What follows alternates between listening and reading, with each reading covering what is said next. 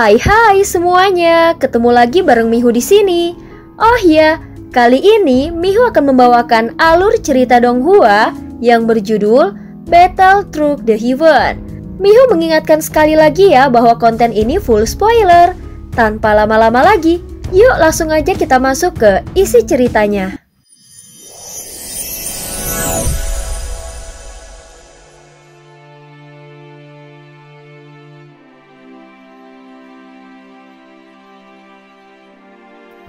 Melanjutkan dari kisah sebelumnya. Sebelumnya dengan pertimbangan yang matang, Xiaoyan akhirnya memutuskan untuk mengikuti Suan King dan meminta para kakak-kakak seniornya untuk meninggalkannya. Apakah ini kepercayaan diri yang berasal dari Zhu-Sang? Ucap Suan King memandang dengan mata yang berkilau. Senyumannya tampak samar, seolah-olah bahkan dia sendiri tidak dapat menebak dari mana datangnya keyakinan Xiaoyan. Di sini tidak ada lagi aura lain. Kau benar-benar berpikir ada seseorang yang akan datang untuk membantumu. Aku benar-benar tidak bisa membayangkan siapa lagi yang akan datang membelamu kali ini. Meskipun sorot matanya tetap tenang dan tubuhnya tegap, Xiaoyan sebenarnya tidak tahu siapa yang bisa menyelamatkannya. Namun dia tetap berbicara seperti itu. Hal ini mungkin karena dia hanya ingin memberi waktu bagi para seniornya untuk meninggalkan tempat ini. Suan King terus memperhatikan dengan cermat, seolah-olah mencoba untuk memutuskan apakah dia benar-benar harus membunuh Xiaoyan atau tidak. Apa yang kau katakan itu menarik, tetapi sekarang aku benar-benar tidak bisa memastikannya. Jadi kupikir kenapa tidak kucoba saja. Saat suara Suan King berhenti, Suzu bergerak tanpa ragu dan mengarahkan serangannya langsung ke arah Xiaoyan. Seketika pertempuran antara keduanya pecah lagi. Setelah pertarungan singkat, luka-luka di tubuh Xiaoyan menjadi semakin parah. Titik balik sebelumnya yang membuat Xiaoyan bertahan, sekarang sudah lenyap. Tingkat kultivasinya pun jatuh drastis ke langkah ke-9 keabadian Kaisar. Dan tentu saja ada celah yang dalam dengan keabadian para dewa. Bisa dikatakan Xiaoyan yang sekarang tidak mungkin mampu menahan serangan dari seorang kultivator tingkat keempat keabadian para dewa. Hanya dengan satu serangan saja, dia bisa mengalami cedera fatal atau bahkan kehilangan nyawanya. Merasa ancaman kematian semakin dekat, Xiaoyan berusaha keras mengerahkan seluruh kekuatannya. Pada saat ini api 3 warna berkumpul di lengannya, tetapi kekuatannya jauh lebih lemah jika dibandingkan sebelumnya. Sebagai seorang kultivator di langkah keabadian Kaisar, tentu saja dia tidak bisa sepenuhnya mengeluarkan kekuatan aturan dari keabadian para dewa. Suzu yang telah siap melancarkan serangan tampak tidak memberikan sedikit pun belas kasihan. Dia melepaskan serangan langsung ke arah Xiaoyan. Perbedaan kekuatan mereka terlalu besar, dan meskipun jantung api Xiaoyan mengandung kekuatan aturan tertentu, namun dia tetap tidak mampu bertahan. Tubuh Xiaoyan terhempas keras dan meninggalkan jejak darah di udara. Seketika dia memuntahkan darah segar dengan wajah yang tampak pucat pasi. Namun dia belum mati. Tidak jelas apakah itu karena tubuh keabadian fisik bintang 5-nya, atau karena Suzu memang sengaja membiarkannya untuk tetap hidup. Melihat sikap Suzu sebelumnya, Xiaoyan tidak meragukan bahwa dia memang sengaja tidak membunuhnya. Setelah menendang Xiaoyan yang terjatuh, Suzu langsung melihat ke arah Suan King yang duduk di atas tahta. Dia tampaknya takut membunuh Xiaoyan tanpa perintah Suan King.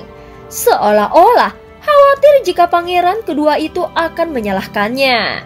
Jadi kekuatanmu sebelumnya hanya sebuah hasil dari teknik rahasia. Sekarang tingkat kultivasimu telah jatuh begitu cepat. Ucap Suzu berkata dengan nada suara yang dingin, tetapi dia tidak melanjutkan serangan. Tanpa perintah Suan King, dia tidak berani benar-benar membunuh Xiaoyan. Sepertinya perkiraanmu salah. Dalam situasi seperti ini, kurasa tidak ada yang akan datang untuk menyelamatkanmu.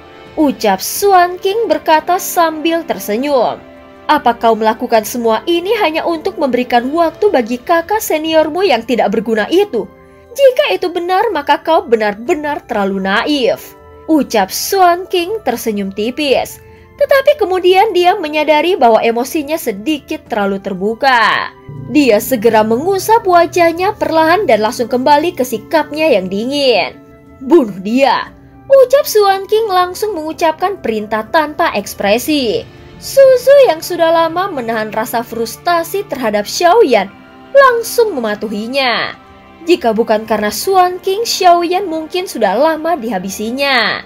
Dengan suara keras, Suzu melepaskan serangan yang tak terlihat, lalu mengarahkan kekuatan jiwa yang langsung menekan jiwa Xiaoyan. Saat ini tubuhnya terkunci sehingga tidak bisa bergerak ataupun melawan. Tampaknya serangan Suzu itu cukup kuat untuk memastikan kematian Xiaoyan. Namun pada saat kritis ini, sebuah bayangan tiba-tiba muncul di atas kepala Xiaoyan. Bayangan itu membentuk pedang yang bersinar dengan terang, kemudian menyerang dengan keras ke arah kekuatan Suzu dan memblokir serangan mematikan itu. Bersamaan dengan itu, sebuah tangan kuat menarik tubuh Xiaoyan sehingga menyelamatkannya dari bahaya. Tiba-tiba hembusan angin kencang muncul dan Xiaoyan baru saja sadar dari keterkejutannya. Saat ini orang yang memegangnya adalah Rancang. Orang yang baru saja menyerang untuk menyelamatkan Xiaoyan adalah kakak senior terkuat mereka, yaitu Keiyun. Adik kecil, cepat pergi. Kami akan menangani semuanya di sini. Mata Xiaoyan terbelalak penuh keterkejutan. Dia sebelumnya mengira para kakak seniornya sudah mundur. Tetapi ternyata mereka tidak pernah pergi. Mereka justru berhasil memasuki ruang yang telah disegel oleh formasi ruang kehampaan Swan King entah dengan cara apa. Serang mereka, bunuh semuanya, ucap Swan King menunjuk dengan santai. Dalam sekejap, beberapa bayangan lainnya muncul lalu menyerang dengan kekuatan yang dahsyat. Keiyun dengan cepat melindungi Xiaoyan, berusaha memasukkannya ke dalam angin kencang untuk melarikan diri. Namun sebelum mereka berhasil, angin tersebut tiba-tiba runtuh. Rancang terlempar keluar, darah segar mengalir dari mulutnya. Dia hampir berhasil mengirim Xiaoyan pergi, tetapi akhirnya gagal di detik terakhir. Jangan takut, adik kecil, hari ini aku akan bertarung sampai mati, tidak ada yang boleh menyentuhmu. Rancang berdiri tegak meski tubuhnya penuh luka, tangannya membentuk segel dengan cepat untuk mempersiapkan teknik pertahanan. Hati Xiaoyan terguncang hebat. Dia sama sekali tidak menyangka bahwa para kakak seniornya akan kembali. Dalam situasi seperti ini, mereka jelas tahu bahwa peluang hidup mereka sangat tipis. Namun mereka tetap tidak mundur dan memilih untuk mengerahkan segalanya demi melindungi Xiaoyan. Ye Feiyu, ayo coba lagi buka ruang ini. Asal Xiaoyan bisa keluar, kita siap bertarung sampai mati, ucap Rancang berteriak tegas dengan Ye Feiyu, seorang kakak senior yang bertubuh kecil dengan rambut seperti ekor kuda. Tampak sangat serius, wajahnya tidak lagi ceria seperti biasanya. Dengan gigi, dia mematahkan darah segar, bahkan mengorbankan sebagian jiwanya untuk memecahkan penghalang ruang. Kekuatan ruang ini terlalu kuat. Setidaknya ini adalah teknik dari seorang kultivator tingkat keempat keabadian para dewa. Bahkan di tingkat itu, mungkin tidak mudah untuk menciptakan ruang seperti ini. Ye Feiyu berkata dengan nafas yang terengah-engah, dahinya penuh keringat dan tubuhnya tampak mulai melemah. Tentu saja masuk ke dalam ruang ini sudah merupakan tantangan besar. Apalagi untuk keluar, maka kesulitannya bahkan jauh lebih besar. Ayo, lebih cepat lagi, ucap Xiaoyan mulai memohon di dalam hatinya. Tetapi dia tahu bahwa bahkan jika penghalang ini terbuka, dia tidak mungkin bisa meninggalkan kakak-kakak seniornya begitu saja. Dia segera mengangkat kepalanya dan matanya memancarkan tekad yang tidak tergoyahkan. Sementara itu Keiyun yang terluka parah kembali berdiri. Dengan nafas terengah-engah, dia melawan serangan Suzu dan beberapa sosok lainnya. Rancang dengan tubuh besar dan kuat maju ke depan. Meski tubuhnya dihantam serangan tanpa henti, bahkan hingga dagingnya meledak, dia tetap tidak mundur satu langkah pun. Sedikit lagi, aku hanya perlu sedikit lebih lama. Jika Xiaoyan bisa selamat, maka kematianku tidak akan sia-sia. Ucap perancang meraung, dan terlihat tubuhnya penuh luka namun tetap berdiri dengan tegap. Melihat pemandangan ini, Xiaoyan merasa dadanya sangat sesak. Dia menyaksikan rancang berdiri seperti dinding kokoh di langit, melindunginya semuanya dengan tubuhnya yang sudah hampir hancur. Meskipun Keyun terhuyung-huyung, namun dia bergabung kembali dengan rancang. Meski tubuh mereka berdua penuh luka, mereka tetap berdiri di depan Xiaoyan dan bersiap menghadapi serangan-serangan berikutnya. Pada saat ini Suzu memimpin lebih dari 10 bayangan yang bergabung untuk menyerang. Kekuatan gabungan mereka ditambah dengan kekuatan Suzu yang berada di tingkat keempat keabadian para dewa, jelas berada jauh di atas para kakak senior Xiaoyan. Keyun segera melihat Suzu dengan ekspresi serius. Seorang kultivator tingkat keempat saja sudah cukup sulit untuk melawannya. Sekarang ditambah dengan satu kultivator tingkat ketiga. Ini akan menjadi akhir dari kami semua.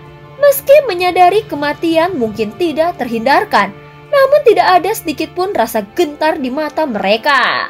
Mereka bertarung dengan gigih dan mempertaruhkan segalanya demi memberikan kesempatan pada Xiaoyan untuk bertahan hidup.